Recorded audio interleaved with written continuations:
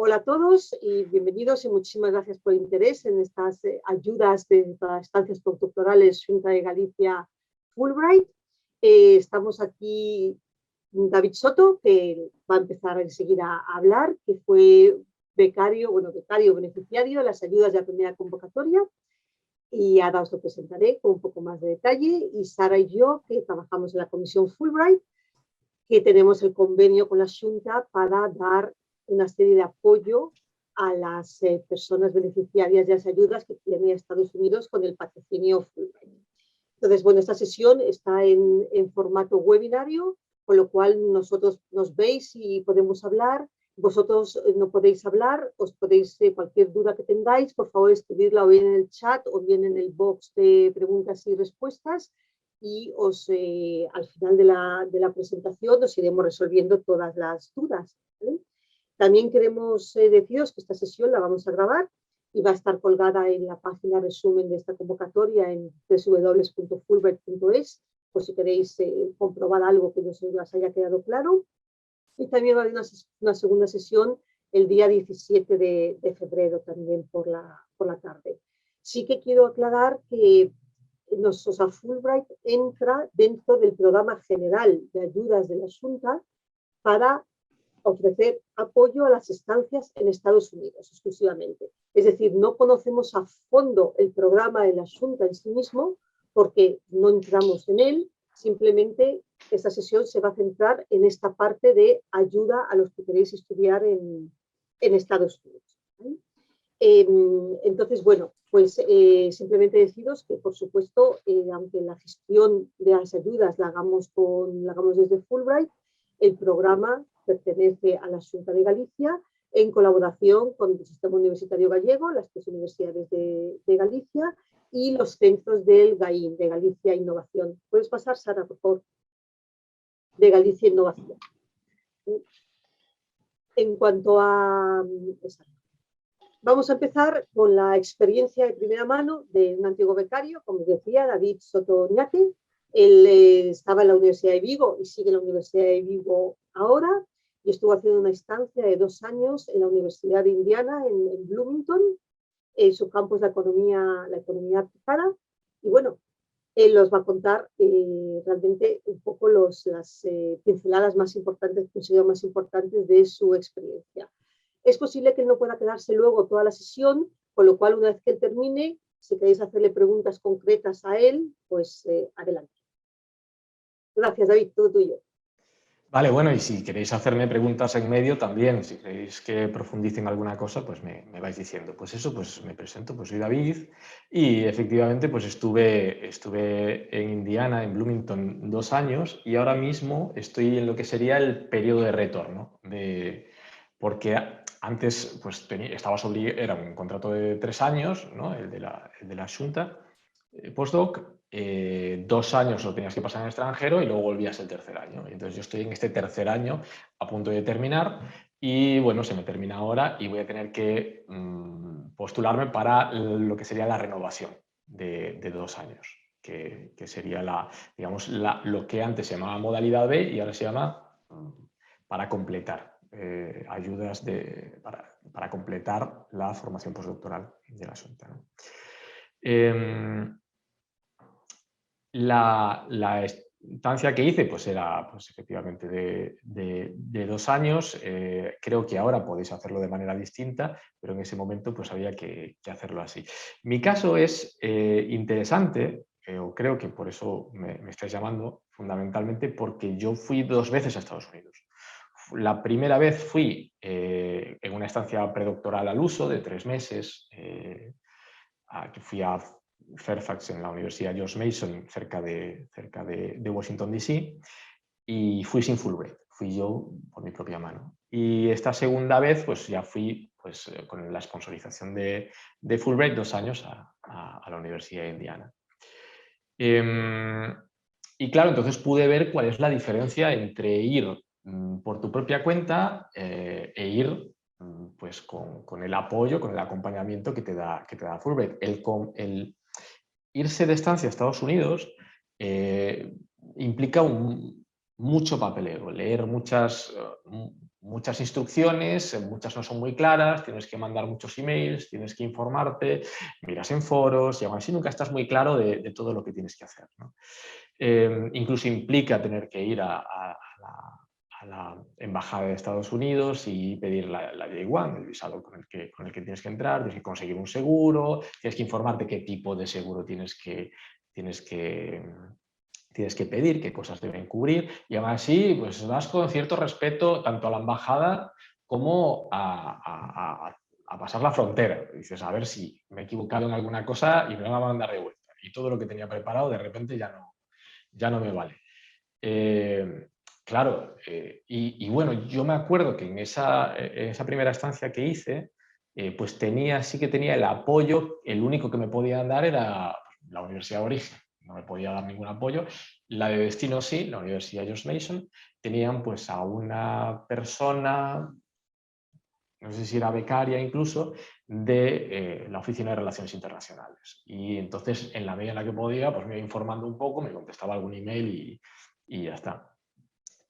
Pues eso contrasta bastante con cómo es cuando vas con Fulbright. En cuanto te dan te conceden la beca y te dicen que eres Fulbright, pues ya enseguida se ponen en contacto contigo, pues Victoria y Sara en ese caso, y el acompañamiento a lo largo de todo el proceso, pues te van diciendo qué papeles tienes que firmar, te van haciendo ellos los papeles, te van comentando sobre todo el proceso. Y te van diciendo los plazos, cuando hay que hacerlo, tratan de conseguir ya toda la información y si no, pues te la piden a ti y van elaborando todo. Y el acompañamiento es tal que incluso me acompañaron a la puerta de la Embajada de Estados Unidos y claro, ya entras de manera distinta. Porque en la Embajada te van a hacer una entrevista y yo iba asustado la primera vez. La segunda vez, pues ya vas de manera distinta, vas con unos papeles que dicen que que eres Fulbright y en la entrevista pues ya lo primero que hacen es darte la enhorabuena. Enhorabuena, eres Fulbright. Entonces, es un programa de intercambio que tiene mucho prestigio. Igual no es tan conocido aquí, pero en Estados Unidos sí saben quién es un Fulbright. Y bueno, pues a través de este programa de intercambio vienen, digamos, élites académicas de todo el mundo. Entonces, pues eso es consciente tanto en la embajada como lo son también en las fronteras cada vez que te tratan de manera distinta. Y tú vas con una seguridad distinta también, sabiendo que ya no eres tú queriendo ir, sino que te han invitado y que estás sponsorizado por el Departamento de Estado, etc. Y además, también, no sé si sigue siendo así, pero el Departamento de Estado se encargaba también de conseguirte un buen seguro, que lo pagaban ellos y además era un buen seguro. Yo me acuerdo que cuando fui con el más barato, no tenía dinero, me daban muy poco dinero para la estancia y cogí el seguro más barato, que básicamente cubría la repatriación del cadáver y poco más. Y no iba con la misma seguridad, ¿no? Entonces, la experiencia pues es distinta. También recuerdo que en la primera estancia, pues llegué, me acuerdo que llego de noche, me levanto al día siguiente y ahora ¿qué hago?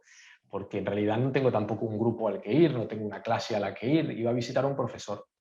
Y a veces era así, pues el día que tenía clase en ese campus, pues iba a visitarlo y si tal, pues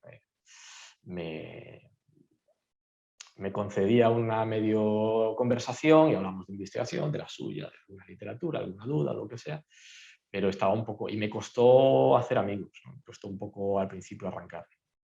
Sin embargo, pues cuando voy con Fulbright, en cuanto llegué, pues ya se pusieron en contacto conmigo la Oficina de Relaciones Internacionales para meterme dentro de la comunidad de Fulbright, porque se preocupan mucho de estar siempre atentos a que estés bien y tal. Y enseguida pues ya pertenecía a una comunidad, se iban haciendo, no sé en el resto de universidades, pero en la mía, en la Oficina de Relaciones Internacionales había gente específicamente dedicada a cuidar, digamos, a cuidar y dinamizar la comunidad de Fulbright. Entonces se organizaba una vez al mes una reunión que en realidad era vamos a quedar todos a cenar, conocías a todos, se hacían incluso pues dinámicas para que todo el mundo se pudiera conocer entre ellos y de ahí pues yo saqué grandes amigos y que además son pues bueno, gente que está en tu misma situación, también desplazados internacionales están con ganas de conocer el país, por un tiempo limitado van a estar y entonces pues, están dispuestos a pasarlo contigo, a viajar, a conocer el país, etcétera, ¿no? Entonces, digamos que ya las cosas son bastante distintas. Además, íbamos varios de la Xunta, de la postdoc de la Xunta, de la Fulbright, íbamos todos además al Midwest, algunos en Illinois, otros en el norte de Indiana y tal. Y bueno, como la Navidad, pues no podíamos volver a casa porque cuando llegamos era noviembre y bueno, y es muy caro el billete, lo que hicimos fue pasar la Navidad juntos, ¿no? Precisamente Fulbright nos dijo, oye, que estáis todos juntos, conoceos y tal, y enseguida pues hicimos la Navidad y pasamos fin de año, nos tomamos las uvas al estilo nuestro, ¿no? Yo tengo aquí una serie de chuletas porque les pregunté a Victoria y a Sara qué es lo que querían que yo contase. Y entonces voy a ir leyendo un poco qué me pidieron y voy a ir contestando. Entonces me dicen, resalta las partes más importantes y complejas de la solicitud de la beca. Cuando leí este comentario, pues me salió a hablar de 3 cosas fundamentalmente. La primera, una de las cosas que más me preocupaban, el salario. Porque la primera vez tuve que ir con recursos limitados y estuve un poco con la soga al cuello, porque allí hay cosas que son más caras que a lo que estamos acostumbrados en Galicia. Entonces, a mí, en mi convocatoria de 2018, el salario me quedó en 3.000 brutos, que igual sería, después de impuestos, 2.300, 2.400. Luego, además, algo más me llegó a pagar Fulbright. Y bueno, pues me quedaba en eso. Si a lo mejor el alojamiento te sale en un sitio como el mío, unos 1.000 euros el sitio, pues te queda ahí un remanente para poder vivir bien, con comodidad. Si te vas a Nueva York, pues ya no sé cómo estará la cosa. Probablemente Sara y Victoria sabrán más sobre cómo está la cosa ahí. En cualquier caso, he visto justo antes de entrar un poco la convocatoria y creo que han subido bastante la dotación para la gente que se va a Estados Unidos. Entonces, no sería un problema. Se puede ir con bastante comodidad. También he visto que hay más capacidad, más flexibilidad para diseñar tu estrategia de estancia. Pero bueno, eso ya lo veis vosotros como qué oportunidades tenéis y eso. Y aquí sí que me gustaría comentar algo a mayores que no está en la convocatoria y que sí que forma parte de mi experiencia. Yo no me arrepiento de dónde he ido, a mí me gustó y no lo cambiaría. Tomé la decisión correcta. Ahora bien, a la hora de explorar las alternativas, sí que pequé un poco a lo mejor pensé que tenía menos oportunidades de las que en realidad tenía. No sé en el resto de países, pero creo que en Estados Unidos está bastante valorado que tú vayas a algún sitio y vas a ser bien recibido si tú vas con tu propio dinero, si no les vas a costar nada. Eres una persona que va a estar ahí participando, que va a estar en su página web también, que viene del extranjero, valoran la diversidad y que además no les va a costar un duro. Entonces, muy bien. Entonces, a lo mejor se habría explorado otras alternativas de universidades top que aparecen en los rankings normalmente, pues un Harvard, Cornell o Columbia, lo que fuera. Entonces, echarle cara dura y tratar de intentarlo, de conseguir una universidad top. La mía estaba estupenda y es estupendo. Yo fui al centro de una premio Nobel, entonces, estupendo. Con respecto a las cosas más complejas de la solicitud, supongo que las cosas que ahora podéis cambiar tenéis sobre todo el plan de estancia y el plan de trabajo. Mi consejo, tratad de ser formales, más que evaluarse la calidad del contenido, si es pertinente o no lo es, eso yo creo que mucha gente no se va a sentir en disposición de poder evaluar si está bien o está mal, investigar sobre esto o lo otro, ¿no? Más bien van a ser las características formales del proyecto, de si eres capaz de formular adecuadamente un proyecto, el que está bien establecida la pregunta de investigación, los objetivos de investigación, unas tareas bien específicas que llevan necesariamente a la consecución de esos objetivos y que son alcanzables y suficientemente desafiantes, ¿no? Entonces eso, pues ser bien técnico, bien explícito en la medida de lo posible, y sobre todo yo me acuerdo que me habían bajado la nota porque me relajé mucho al hablar de qué es lo que haría cuando yo volviese aquí. Entonces, y había dicho, no, pues voy a tratar de zanjar las cosas que no había zanjado o que me quedaron pendientes después de hacer mi estancia. Pues no, ahí también hay que ser específico, decir qué objetivos tienes para la vuelta, qué es lo que vas a hacer y detallarlo todo, ¿no? Pero bueno, esto ya es un poco más tangencial y menos del programa de Fulbright. Me preguntan también que cómo realicé la toma de contacto con la Universidad de Indiana y si mantenía contacto previo o cómo lo hice. Yo conocí al director del centro Ostrom, al que yo fui, el Ostrom Workshop se llama,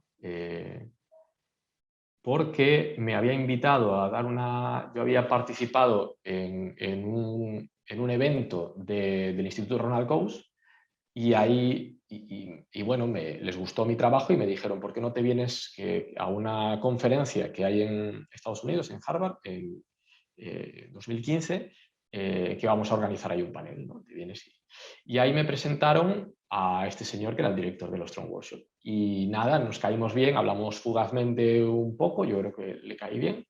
Y cuando salió la convocatoria de la Junta, 3 años después, dije, no me da tiempo a hacer un proceso de selección al uso para postdoc, entonces voy a tirar de todos los contactos que tenga y se me ocurrió él y fui con mi cara dura y le mandé un email y le dije, mira, soy David, me conociste aquella vez, nos presento no sé quién, si quieres este es mi currículum, este es el proyecto en el que estoy trabajando, necesitaría saber, bueno, me gustaría poder pasar un tiempo ahí, tengo esta oportunidad y me gustaría poder pasar mi estancia allí. Si me acoges no te costaría ningún dinero. Yo voy con todo el dinero, simplemente voy ahí con las ganas, con mi proyecto y a participar. Y creo que la idea de que fuera gratis le pareció muy bien y dijo, pues claro que sí, David, lo que tú quieras, nada. Y al día siguiente tenía una carta. Entonces, normalmente los centros de investigación tienen como una especie de proceso reglado de que van a evaluar las convocatorias, etcétera, pero también puedes, digamos, puentear. Y no está mal visto, no está mal visto. Entonces os recomiendo que mandéis emails con cara dura y el no ya lo tenéis. Y muchas veces, pues como vais con vuestro dinero, podréis ser muy bienvenidos. Y además, si decís que vais con Fulbright, allí sí que significa algo. A lo mejor aquí no significa nada, pero allí significa mucho. Entonces, decís, pues bueno, dentro del programa de intercambio Fulbright tengo esta oportunidad y tal y cual, y voy con mi dinero. Pues bueno, decide eso y nada, bueno, os deseo mucha suerte en eso. ¿Qué más? Bueno, si veis que estoy hablando mucho, me cortáis, o si tenéis que hacer alguna pregunta, me decís. ¿Qué es lo que más me llamó la atención de mi experiencia viviendo en Estados Unidos? Bueno, muchísimas cosas. Lo primero es que aunque nos guste o aunque no nos guste, Estados Unidos forma parte y ha nutrido nuestra cultura. También se habrán nutrido ellos de la nuestra a través del mundo latino, ¿no? Pero nosotros hemos crecido con su música, con todos sus contenidos audiovisuales, con su música, con sus series de televisión, con sus películas y de alguna manera es un ambiente familiar. Y es muy raro porque es como que llegas allí y es como que me suena todo familiar, pero nunca he estado aquí. Y hay cosas que no he visto nunca.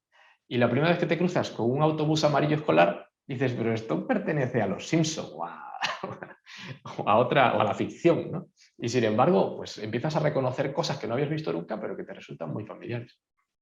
Las bocas de incendios rojas, o si vas a Nueva York, pues de repente ver el Empire State o la Estatua de Libertad, pues sí, pero es que también reconoces escenarios concretos en Central Park. Ostras. Entonces forma parte también de nuestra cultura y eso sí me llamó mucho la atención, el verme de repente sorprendido por esa extraña familiaridad. Y bueno, cosas... no sé, hay mucho de aventura, mucho de la propia fauna me llama la atención, porque está todo lleno de ardillas, por lo menos el campus en el que yo estaba, ardillas, ciervos, mapaches, yo no había visto nunca un mapache. No sé, son tonterías, pero no sé. Y luego que alertas de tornado. No sé. Es que era como muy bizarro, pero era, no sé, nunca me sentí amenazado de ningún tipo y me sentía bien, me sentí seguro. Pero bueno, había un componente de aventura y de exótico y de familiaridad a la vez que era muy raro.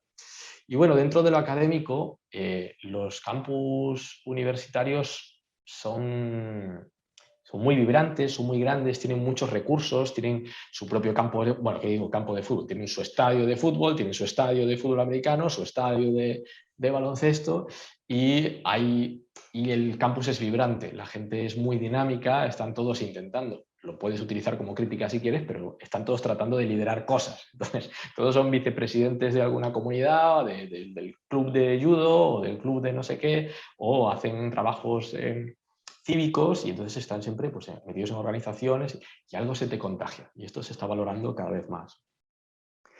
¿Qué más? Bueno, luego ya dentro de lo que sería estrictamente académico, no tanto la vida en el campus, mi centro de investigación es multidisciplinar.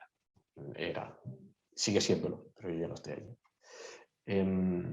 Y entonces nos encontrábamos en los seminarios, en los congresos que hacían, pues encontrabas un antropólogo, alguien de ciencias ambientales, un abogado, un politólogo, un economista, y entre ellos pues teníamos que entendernos, ¿no? Y entonces a mí me llamaba mucho la atención cómo contraste con lo que yo encuentro aquí,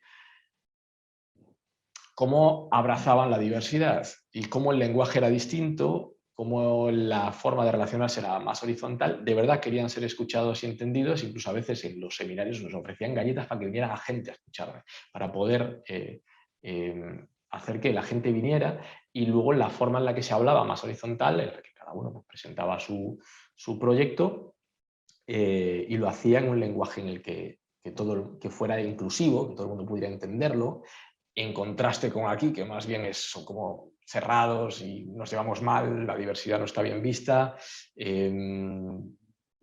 llevas mal con gente de tu departamento y ya ni te cuento con el departamento de al lado. Y allí pues de repente era como, no, la fertilidad cruzada es muy importante, tenemos que atraer a gente de todas partes, tenemos que sentirles incluidos, y el que pregunta va con muchísimo cuidado y muchísimo cariño, y el que responde con mucho cuidado y mucho cariño le dice que su pregunta es excelente, que muchas gracias por la pregunta y trata de responderle y luego hace un double check a ver si me has entendido, si no. Entonces, eso es una cultura de la academia que es distinta. Y a mí me gustó nutrirme de eso y poder traerlo aquí. Creo que es más sana y creo que es más nutritiva y más beneficiosa. No sé si es en todas las universidades así, pero por lo menos me consta que en las mejores sí que tiende a ser así, ¿no? ¿Qué más? A ver. Vale, una cosa más, el poder, un poco, y ya con esto termino. Los estándares que allí son normales, o que fueron normales allí en el futuro y aquí no lo eran, terminaron por ser estándares aquí. Por ejemplo, las publicaciones. Generaciones anteriores a la mía, de investigadores, no se preocupaban por hacer grandes publicaciones. Hacían su tesis doctoral y vivían de ella y daban clase y ya está. Y a lo mejor publicaban algún libro y ya está, como una editorial menor. Y con eso ya tenían la carrera hecha. Sin embargo, allí pues ya se preocupaban por publicar, colocar sus trabajos en los mejores journals, y eso terminó viniendo aquí, ¿no? Terminó arrollándonos. Y una cosa que a lo mejor, por ejemplo, como ejemplo, que yo he visto allí, que todavía no veo aquí, es que a la hora de presentar a un ponente que llega, no solo dicen dónde han publicado, cuántas publicaciones tiene y en qué journals los tienen, sino que dicen, por ejemplo, cuánto dinero ha conseguido acumular como financiación de proyectos de investigación para su grupo de investigación, para su universidad. Eso es algo que no está aquí todavía, pero va a empezar a llegar. Alguna cosa ya ha empezado a ver, pero bueno, que digamos que vais a poder presenciar los estándares que van a regir en el futuro también en España. Entonces, es una cultura académica, yo creo que positiva, buena, y además, pues, que os va a venir bien para anticipar un poco cuáles van a ser los criterios para el futuro aquí también. Y bueno, no sé, he cubierto de alguna manera medio improvisada todo lo que me habéis pedido. Si hay alguna cosa que queráis que vuelva a cubrir o que profundice, me lo decís. A mí me ha parecido una presentación excelente, David, muchísimas Muchas gracias. No sé, los asistentes, que son los que pueden surgirles más dudas o más necesidad de que matices algo, a lo mejor especifiques algo. Si tenéis alguna duda para una pregunta para David, por favor aprovechar en el chat o en preguntas y respuestas para hacerlo. Yo quería insistir en lo que ha dicho él de, mientras decidís si preguntáis o no preguntáis nada, el tema de, también lo va a tocar ahora Sara, pero el tema del prestigio de Fulbright en Estados Unidos es realmente muy a considerar y tenéis la suerte que gracias a este programa de la Xunta realmente tenéis unas oportunidades muchísimo más fáciles, más sencillas, porque nuestros programas generales tienen un nivel de competitividad muy alto realmente. O sea, es muy normal tener 25 o 30 solicitudes por cada plaza, mientras que en este programa estamos cubriendo las plazas y en los 2 últimos años, también quizá por la pandemia, ¿no? Pero ni siquiera se han cubierto. Con lo cual quiero deciros que pasa de ser una oposición muy difícil a ser simplemente que demostréis que tenéis el nivel suficiente. Porque eso sí, si no tenéis el nivel suficiente, tampoco se os va a dar la plaza, eso es verdad. Pero vamos, que es mucho más fácil simplemente demostrar que sois buenos que no demostrar que sois mejores que otros muchos, ¿sabes? Sí, Bueno, de pues hecho, vale. No, solo por decirlo y recalcarlo, yo ya cuando yo me fui de Fulbright en el 2018, creo que era el primer programa, sí. la primera vez que se hacía este programa, yo decía, a mí me ha tocado la lotería. Y lo que no entiendo es por qué solo somos de 10 plazas que se ofertaban, solo 4, 3 o 4. Al final 3. 4 y al final 3. Es como, no lo comprendo. O sea, la gente yo creo que no está comprendiendo de verdad la naturaleza de la oportunidad que tenemos y cómo de alguna manera estamos puenteando el sistema. Porque los criterios de selección, y luego lo vi cuando llegué a Estados Unidos, los criterios de selección que tuvieron que atravesar mis compañeros de Fulbright de allí, que en otros países como, pues tuvieron que pasar una entrevista, tuvieron que, bueno, hacer un proyecto, tuvieron que competir muy duro con mucha gente y solo unos cuantos pudieron hacerlo. Y nosotros tenemos la oportunidad de que simplemente, pues en este marco de Xunta Fulbright, pues podemos... Solo necesitamos saber inglés y tener un proyecto y que nos lo acepten y bueno, y la entrevista con vosotras, que sois ángeles. Muchas gracias. Es gente estupenda. Madre mía, ven más a menudo por aquí. Mira, tienes una pregunta de Jorge. Me gustaría saber cuál es el campo de estudio de David. Gracias. Vale, gracias Jorge. Yo soy de economía aplicada, digamos, a grandes rasgos, pero me dedico a la economía aplicada, economía institucional, dedicada a la gestión, a la gobernanza de recursos naturales. También he hecho algo de desarrollo económico y no sé si estás familiarizado con eso, pues capital social. Y nada, y fui a un centro de investigación, pues a lo mejor de los más importantes al que podías ir en términos de gobernanza de recursos naturales, que es el de Elinor Ostrom, premio Nobel, primera mujer. Lo digo con orgullo, lo digo porque me hace ilusión. Es primera mujer premio Nobel de Economía que he oído, año 2009, muy tarde. No sé si eso contesta un poco la pregunta.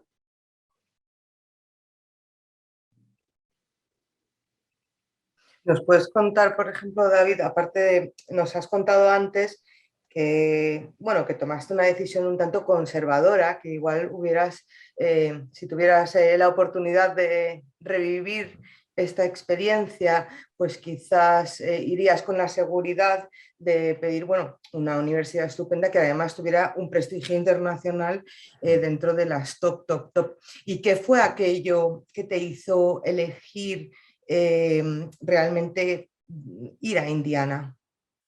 Bueno, fue porque tenía esa mano. Ese O sea, contacto, ¿no? primero, y porque no era ninguna, o sea, estamos hablando del Centro de Investigación Premio Nobel y en mi categoría, ¿no? Entonces sí es verdad que si yo digo que que estuve en la Universidad de Indiana, a nadie le interesa, ¿no? Si menciono de Premio Nobel, pues sí, ¿no? Entonces, en la universidad por sí misma, aunque para ciertos, está entre las top para ciertos asuntos, sí es verdad que no llama tanto la atención como decir Harvard o Berkeley o Stanford, ¿no? Entonces, yo no creo que haya tomado una decisión conservadora. Sí es verdad que en el abanico no consideré algunas opciones por considerarlas fuera de mi alcance. Sin embargo, ahora mirándolo con la experiencia que me da la historia, pues mirarlo desde el futuro, pues he dicho, ostras, pues no era descabellado mandar una solicitud a Harvard. No lo era, no lo es. Si es que voy con mi dinero. O sea, con mi dinero, perdón, con el vuestro. Con el vuestro y el de la Junta. El de la Junta, el de la Junta. Sí, sí, y un poquito vuestro también. Y del Departamento de Estado. Y pues no había sido... ¿Qué pasa? Que yo siempre voy así como un poco humilde. A lo mejor habría llegado, después de haber considerado Harvard, Stanford y tal, pues a lo mejor me habría quedado con el Ostrom Workshop igualmente. A lo mejor sí. Pero lo que quiero llamar la atención sobre el hecho de que no contemplé otras alternativas que estaban a mi alcance por pensar que no estaban a mi alcance. Entonces, Hay veces que no tienes que ser tú mismo el que te pones las trabas. Tú aspira a lo máximo y luego, bueno, pues ya veremos.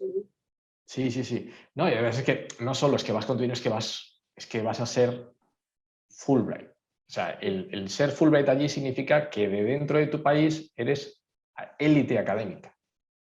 Eres de tu generación, pues uno de los académicos más importantes. Entonces, claro, pues dicen, pues sí, que venga, que venga, y además nos sale gratis. Pues estarán encantados, claro. Pues nada, David, muchísimas gracias. Vamos a seguir adelante, pues no se va a hacer muy larga la sesión. Perfecto. Como siempre estamos todos, aparte que estamos con jaleo todo el mundo, Ya. también estamos un poco hartos de tanta pantalla. Quédate el tiempo que quieras, vete cuando tengas que irte y 1.000.000 de gracias de verdad por tu apoyo siempre. Gracias por invitarme y encantado de veros. Chao, chao. Muchas gracias. Sara, tienes la palabra. ¿Qué tal? Bueno, yo quiero simplemente, aunque David realmente ha hecho una super labor contando y contextualizando Fulbright, quiero compartir algunos datos relevantes con vosotros. Fulbright, este año pasado hemos celebrado el 75 aniversario del programa global Fulbright, que bueno, surge al finalizar la Segunda Guerra Mundial, precisamente para vincular a los individuos, para buscar ese entendimiento basado también en la colaboración, en una buena comunicación entre las naciones, con el fin de, bueno, promocionar la paz en vez de la guerra. Por tanto, pues es un proyecto, digamos, de diplomacia pública muy, muy bonito. En España tenemos la suerte de ser un gran destino también de Fulbrighters y también de generar Fulbrighters, y tenemos nuestra propia comisión, que es una comisión binacional que representa el 50%, digamos, como bien decía David, tanto al gobierno español, el Ministerio de Exteriores y el Departamento de Estado, que viene a ser como homólogo en Estados Unidos. En España este año estaremos celebrando el 64 aniversario del programa Fulbright aquí. Pues como os decía, es un programa, en nuestro caso es un programa bilateral. Nosotros recibimos Fulbrighters estadounidenses todos los años que reciben becas de distinto tipo para investigar, para enseñar inglés en nuestro país, y nosotros tenemos también diversidad de programas para distintos perfiles de becarios que también tienen la suerte de ir a Estados Unidos, en función del programa el que sea, para llevar a cabo sus proyectos, ¿no? Para sacar adelante estos programas, pues contamos, como bien os decía antes, con el apoyo pues, de ministerios, de distintas entidades que representan nuestras naciones. También contamos con patrocinadores privados que también apoyan algunos de estos programas.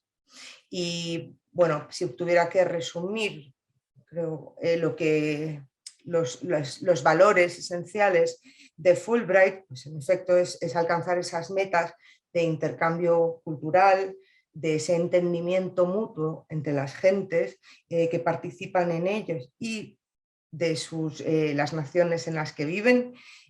Por supuesto, obviamente, propulsar el desarrollo académico de sus participantes y ese crecimiento personal que otorga la propia experiencia. Y para reconocer de alguna manera estas misiones que tenemos, pues, de hecho recibimos en el 2014 el programa Fulbright, recibió el Príncipe de Asturias de Cooperación, que ha sido, pues, un gran hito y reconocimiento, y también ha ayudado que, bueno, también fuera de Estados Unidos nuestro programa continúe conociéndose más y más cada vez. No obstante, como bien hemos contextualizado antes, Fulbright en Estados Unidos es el buque insignia del intercambio académico y, como antes, cultural, ¿no? Abre muchísimas puertas, es un sello de prestigio y de excelencia profesional, académica y también personal. Y bueno, es un gran honor, por supuesto, ser Fulbrighter, pero también relacionarse con Fulbrighters o aceptar Fulbrighters y generar Fulbrighters, como os decía antes. Por tanto, las universidades estadounidenses todos los años publican cuántos de sus alumni, de sus alumnos han recibido o están recibiendo una beca Fulbright, y también cuántos Fulbrighters extranjeros forman parte de su comunidad durante ese año. Por todas estas connotaciones que tiene ser Fulbrighter, abre muchas puertas. Entráis en unos círculos especializados, pues eso, muy prestigiosos dentro de vuestros campos de estudio, pero como bien os ha dicho David, también nos abre muchas puertas a realizar una serie de actividades, asistir a congresos, pues eso, tener experiencias culturales muy enriquecedoras, donde, de nuevo, en un sitio donde a lo mejor nadie os conoce, podéis contar al llegar a Estados Unidos con, bueno, ese bagaje, ese reconocimiento que ya viaja con vosotros cuando llegáis ahí y vais a abrir una cuenta del banco o a conocer a gente o a participar en un simposio y sois Fulbrighters. Desde luego empezáis andando sobre una alfombra roja de alguna manera.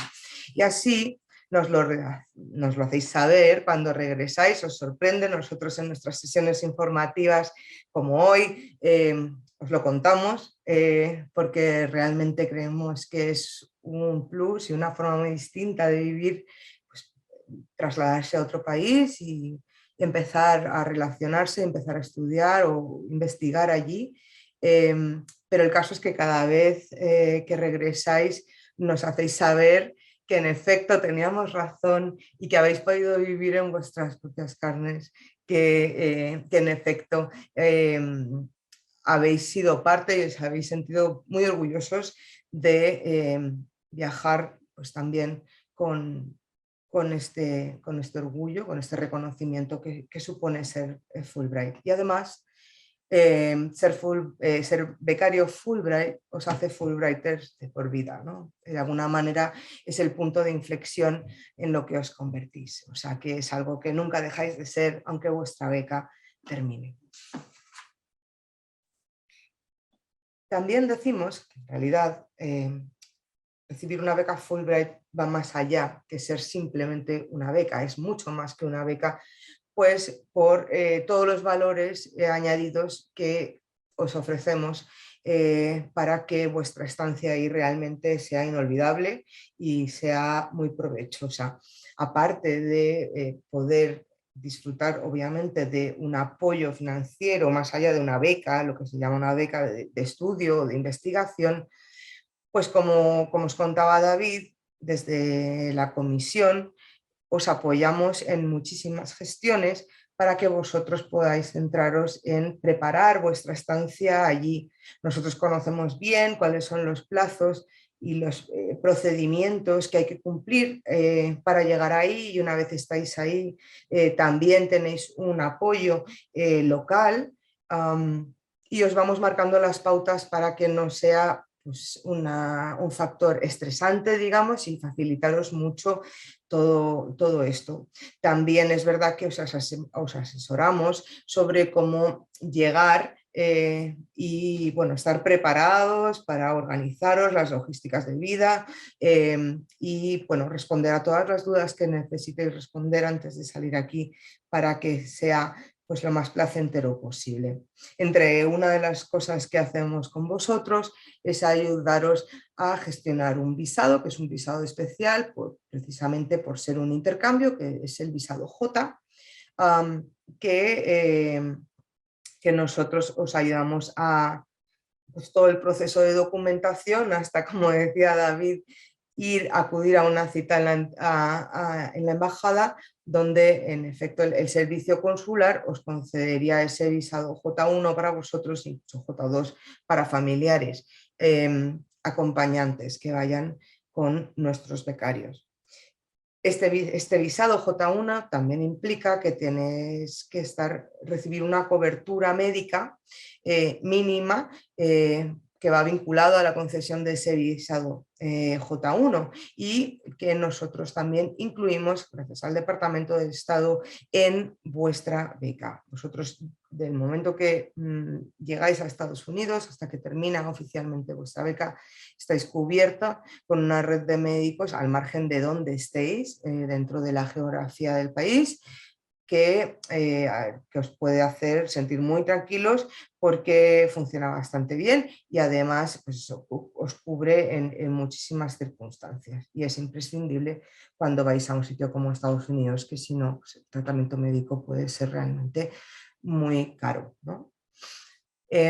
A su vez, una vez llegáis ahí, tenéis una serie de recursos que en función de cuándo lleguéis y bueno, cuando se ofrecen, hay una serie de programas en los que estáis todos invitados a participar que llamamos de enriquecimiento, porque como queremos que también esto sea una oportunidad para vosotros de relacionaros, de viajar por el país, pues veréis que hay una serie de programas que podéis elegir en cuáles participar en función de vuestros intereses o de las fechas, etcétera, donde se ofrecen desde viajes a otra ciudad de tipo cultural, actividades que consideraríamos genuinamente estadounidenses, para que vosotros tengáis esa experiencia vital también de vivir en Estados Unidos. También pues de un perfil obviamente más profesional o más académico, como pueda ser asistir a una serie de ciclos de conferencias, de encuentros, de ponencias que se organizan, donde vosotros podéis elegir, pues porque está alineado quizás con vuestro campo de estudio o precisamente porque no tiene nada que ver con vuestro campo de estudio y queréis ver cómo se organizan, queréis relacionaros o hacer networking con otros, otras personas que estén trabajando, dirigiendo o asistiendo a universidades estadounidenses, que puede ser sin duda pues, otra nueva manera también de ampliar vuestra red de contactos, aparte de aprender muchísimas cosas y conocer otra ciudad. Todas estas actividades a las que participáis además están financiadas por el propio programa Fulbright, o sea que son oportunidades que no se deben perder. Normalmente cuando estáis aquí trataríais con Victoria o conmigo en toda esta preparación pre-salida, digamos, y una vez llegáis allí, nosotros pues, nos mantenemos en contacto, pero también os asignamos un tutor, una persona de apoyo que puede hacer estas funciones también cuando ya estéis en destino, porque bueno, pues por temas de logística, de horario, de cercanía, etcétera, tiene sentido que tengáis una persona local que además trabaja dentro de una estructura especializada en intercambios internacionales que os sirve de apoyo para realizar tanto gestiones de llegada como asesoramiento de muchos tipos durante vuestra estancia. Y afortunadamente cuando volvéis tampoco pasáis a ser desconocidos. Seguimos muchas veces en contacto por muchísimos motivos. Hay asociaciones de ex becarios Fulbright que organizan actividades tanto en Estados Unidos, que se llaman chapters, que también nos pueden proporcionar pues, experiencias muy personales, muy bonitas, como ir a una acción de gracias o ir a un partido de béisbol que organice el chapter, la asociación de ex-Fulbrighters que está en vuestro estado, por ejemplo. Normalmente también pueden brindaros mucho apoyo a la hora de buscar, si vais con familia, un colegio, una zona, un barrio, ayuda a la llegada, digamos, os pueden compartir muchísima información por el mero hecho de compartir una experiencia como la de ser Fulbright. También en España hay asociaciones de Fulbrighters españoles, que también creo que es muy interesante pertenecer a ella, porque de nuevo compartís unas experiencias realmente que cambian la vida, y que también podéis seguir cooperando entre vosotros y muchas veces cooperando con nosotros, porque también muchas veces pues, nos ayudáis en procesos de selección o bueno, anunciamos vuestros logros una vez volvéis porque hacéis publicaciones y nos encanta también difundirlo en nuestras redes sociales y darle visibilidad a todo aquello que hagáis a vuestro regreso, ¿no? Y bueno, yo aquí quiero dirigiros a nuestra página web, no sé si la habéis visitado ya, entiendo que sí, es fulbright.es, y en la página home cuando llegáis veréis que, bueno, lo primero que encontraréis será un número de programas y convocatorias que están abiertas en este momento. Las naranjas, señaladas en naranja, son para españoles, como os decía, también hay becas para estadounidenses que vienen a España, entonces vosotros tendríais que buscar precisamente esta que es de investigación postdoctoral de la Xunta de Galicia, entre ellas.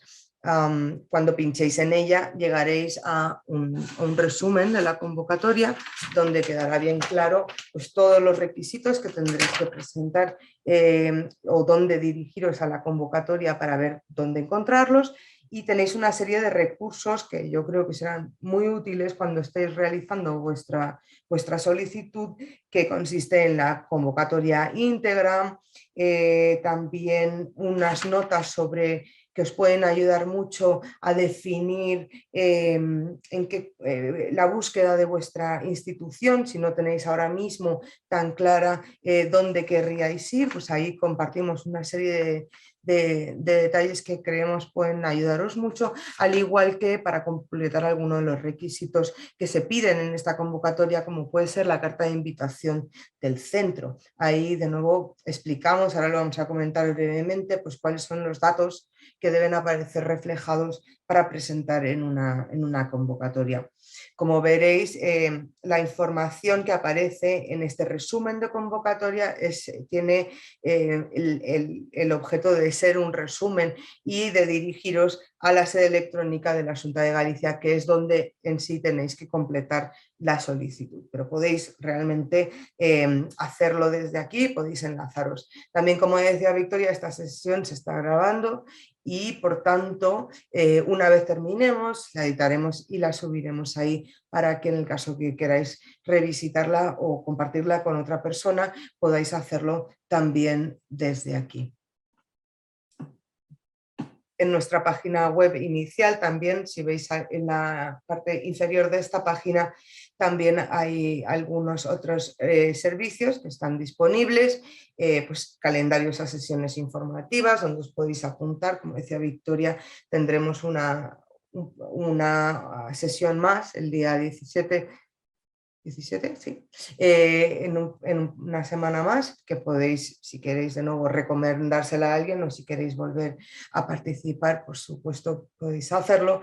Y también tenéis un enlace a nuestra asesoría académica que bueno, también conoce muy bien los centros, en qué se especializa cada uno de ellos, os puede dar información también de alguna asociación si buscáis, por ejemplo, completar vuestra agenda de proyecto postdoctoral allí, qué conferencias o qué eventos dentro de vuestro campo de estudio son imprescindibles o queréis ampliar un programa que tengáis en mente, también os puede ayudar a redirigiros a ciertas asociaciones profesionales dentro de vuestros o de universidades en el campo de estudio que trabajéis, que os pueden hacer enriquecer de alguna forma el planteamiento que tengáis ahora mismo de vuestra estancia mientras estéis allí.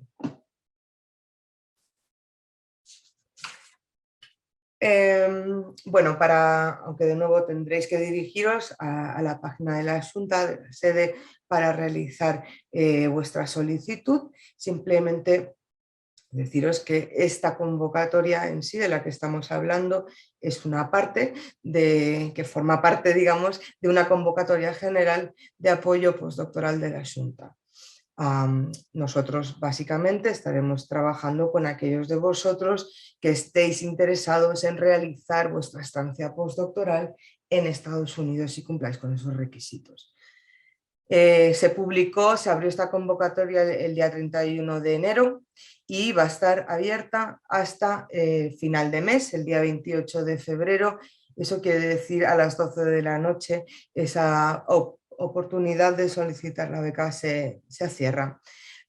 Una vez se revisen las solicitudes, habrá una preselección que llevará a esa selección que se hace a lo largo de la primavera de este año, y todo esto pensando en que las estancias más tempranas en esta promoción podrían empezarse a partir del verano del 2022, también para que tengáis una referencia a la hora de planificar vuestro plan de beca.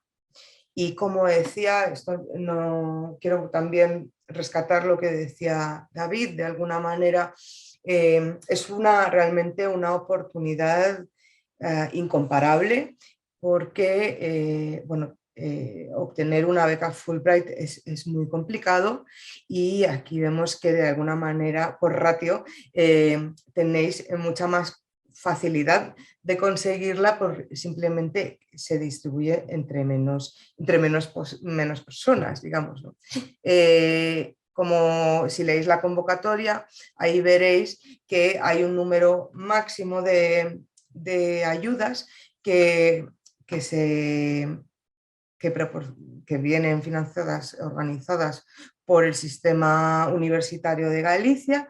Hay un total de 40, de las cuales 10 podrían irse a Estados Unidos con Fulbright, máximo, apuesta de máximos, y de las 9 ayudas de GAIN, de la Agencia Gallega de Innovación, hay 2 que podrían ser para aquellos que queráis ir con Fulbright a Estados Unidos. De nuevo, como decíamos antes, hacemos nuestra labor por darnos a conocer en España, pero el caso es que el año pasado, en convocatorias anteriores, no se han llegado a cubrir todas las plazas. Casi cada vez nos acercamos más, o sea que de nuevo recalcar que esto es una oportunidad excelente para poder ser un Fulbrighter. Y ahora pasamos a datos más duros con Victoria. Gracias. Cojo la palabra para que Sara descanse un poquito. A ver, en cuanto a la dotación de la ayuda, está perfectamente especificada en la convocatoria, ¿vale? Pero aquí hacemos un resumen. David comentaba antes que, bueno, que en su tiempo, que él vivió perfectamente en Indiana, que a lo mejor él pensaba que en otras ciudades más caras no hubiera sido igual. Lo cierto es que desde entonces la Xunta ha ajustado bastante las dotaciones. En este momento, a ver, todo depende también de vuestras circunstancias personales, porque la retención que os tendrán que hacer en el contrato depende de cada uno de vosotros y de vuestras circunstancias, ¿no? Pero en general deberíais vivir francamente bien, quizá excepto en California, que es la zona más cara de Estados Unidos, la zona sobre todo en la bahía de San Francisco y alrededores, ahí puede que os llegara un poquito más justo el dinero, ¿vale? Pero con este estipendio de 32.000 euros brutos anuales, más el complemento específico para Estados Unidos de 2.000 euros brutos al mes, más la ayuda específica que se concede a los Fulbrighters. O sea, si vais a Estados Unidos sin Fulbright, no recibís esos 500 euros brutos mensuales de complemento, solo si vais con Fulbright. Y con estas 3 cantidades, realmente lo normal es que podáis vivir bien en cualquier destino, ¿vale? Luego también la convocatoria contempla por gastos administrativos una cantidad de 1.500 euros para vuestra entidad de origen, porque bueno, pues todo el trabajo de apoyo que tienen que haceros también ellos desde el punto de vista administrativo. Y luego ya, digamos que gastos indirectos o costes indirectos, que son los que aporta Fulbright, son todas las tasas de visado, que son casi 200 euros lo que cuesta la tasa, que es como becarios Fulbright estáis exentos del pago. El seguro de enfermedad y accidente, que como comentaba David, es el mismo para todos los becarios Fulbright en Estados Unidos, todos los que van de todo el mundo, y cumple con todos los requisitos del visado J1, ¿vale? Entonces, en caso de tener una enfermedad o accidente, tienes cubiertas hasta $100.000, por cada enfermedad o accidente. Normalmente es un tema que no nos da problemas. Y luego, además, a lo largo del año, esperemos que este año ya pueda reiniciarse con toda normalidad, se organiza una serie de conferencias, seminarios, actividades Fulbright para los Fulbrighters de todo el mundo que estáis invitados a participar. Existe en concreto un programa que se llama el Outreach Selector Fund, que os permite, a través de este programa, vosotros solicitar que Fulbright os organice estancias o seminarios o conferencias en otras universidades distintas a aquellas en las que estáis, ¿vale? Con lo cual es todo facilitaros la vida para que podáis hacer más contacto y sacarle más provecho a vuestra estancia. En cuanto a los requisitos, tampoco vamos a entrar en detalle en ellos. Sara, pasas por favor, porque están todos especificados en la convocatoria. Sí que queremos hacer hincapié en los que afectan más a Fulbright.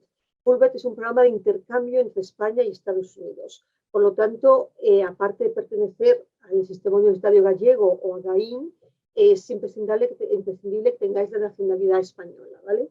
El programa está solo abierto a personas con nacionalidad española. Y también el nivel de inglés, podéis, si tenéis cualquier tipo de prueba de inglés escrita, podéis adjuntarla a la solicitud o hacernosla llegar una vez hayáis pasado el nivel del primer corte, digamos, el primer filtro que hace la Junta. Si no, nosotros en el momento de la selección os haríamos o bien una prueba de inglés escrita o simplemente oral. Tendríamos que determinarlo dependiendo de cómo vidamos vuestro nivel, simplemente para demostrar que tenéis un nivel adecuado para cumplir con vuestro proyecto.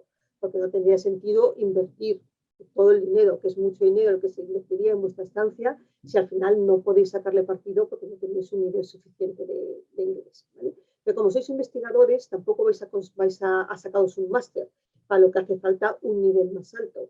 Normalmente para un investigador, con tener un nivel coloquial de inglés que sea capaz de entender lo que se le dice y de transmitir lo que quiere decir, es suficiente, con lo cual tampoco es muy complicado de obtener.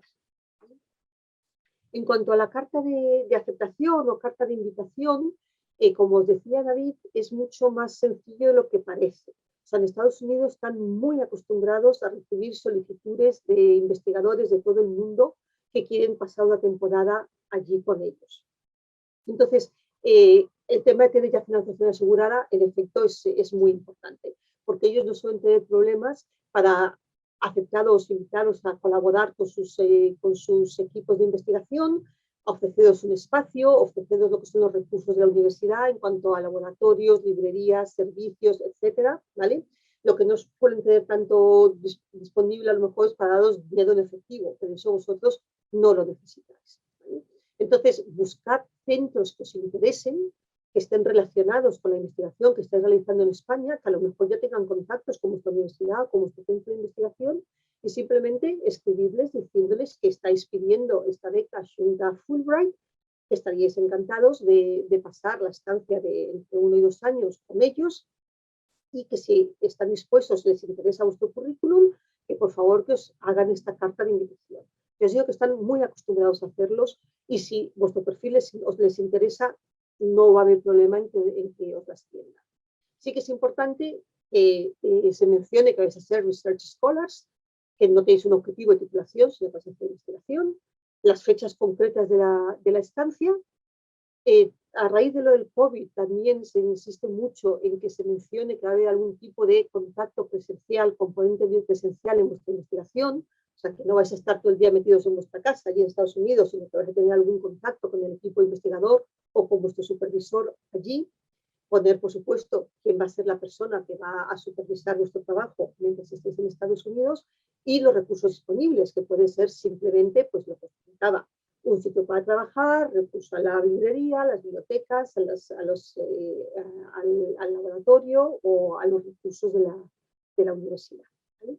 Si estáis dentro de www.fulbright.es y vais a la pantalla resumen de esta convocatoria, veréis que en la parte inferior uno de los documentos que aparece se llama Búsqueda de institución y carta de invitación, donde os damos una serie de guías, de tips, para que podáis escribir esta carta con éxito y que os la admitan y que os inviten de vuelta. ¿Vale? En cuanto a la duración de las estancias, tiene que tener una duración mínima de 12 meses y máxima de 24. ¿Vale? Y tiene que ser siempre una única estancia continuada. Esto que vamos a ver ahora es por cuestiones de visados, por las limitaciones que tiene el visado. No ya el visado Fulbright, sino el visado de Research Scholar. O sea, todo un investigador postdoctoral, para ir legalmente a Estados Unidos, tiene que ir con un visado J. ¿Vale? Entonces, ese tiene una serie de limitaciones que ahora vamos a ver. Sí que os diría que tirarais por alto casi todos los investigadores que piden menos, o sea, la estancia mínima, se quedan cortos y muchos de ellos luego nos dicen que les gustaría poder ampliar y tal. Eso ya no es posible después, ¿vale? Entonces, tirar por alto, porque además también es verdad que luego en muchas convocatorias muy interesantes se pide un mínimo de 24 meses de movilidad internacional, con lo cual, bueno, os puede interesar mucho completar. ¿Vale? Y bueno, esto ya es por cuestiones de las juntas burocráticas, las estancias tienen que ser por meses naturales, o sea, empezar un día 1 y terminar un día 30 o 31, 28 en el caso de febrero, ¿vale? Esto es importante. Entonces, en cuanto a las limitaciones de las estancias, insisto, la mayoría, las más importantes, son las impuestas por el visado J1 a cualquier investigador, no a investigador Fulbright, que son los que se llaman los BARs, ¿vale? El BAR es que una vez que tú estás en Estados Unidos investigando un visado J durante más de 6 meses, una vez que sales de Estados Unidos, tienes que dejar pasar 24 meses antes de volver con otro visado de investigación. Esto es muy importante que lo consideréis. Desde el final de la primera estancia hasta el principio de la segunda estancia, tienen que pasar 24 meses. En el ínterin, por supuesto, podéis ir como turistas, con un ESTA, o podéis ir con visados B o visados O, que son visados de corta estancia o para cosas concretas, ¿vale? Pero con un visado de investigación, J, no podéis volver en estos 24 meses.